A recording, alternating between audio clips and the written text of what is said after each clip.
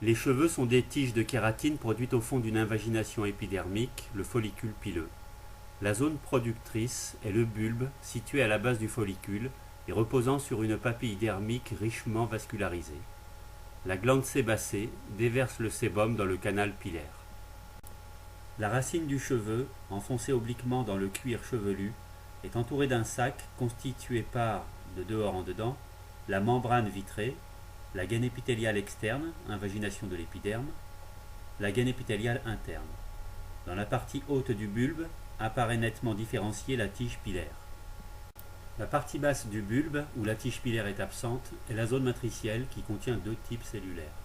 Essentiellement des cellules matricielles ou germinatives qui se multiplient très activement et subissent une kératinisation au cours de leur ascension dans le follicule. Quelques mélanocytes qui élaborent leurs pigments et le transfèrent aux cellules matricielles. Cette zone matricielle est renflée en bulbe creusé pour recevoir la papille dermique, expansion composée de capillaires, de filets nerveux, de fibres collagènes et de nombreuses cellules. La tige pilaire, après sa formation par les cellules germinatives, est constituée de trois couches concentriques. La médullaire, colonne centrale formée de cellules sans noyau faiblement pigmentées. La corticale, faite de cellules kératinisées contenant les pigments mélaniques, représentant 90% du poids total du cheveu. La cuticule, couche externe de cellules cornées non pigmentées qui s'imbriquent les unes dans les autres à la manière des tuiles d'un toit.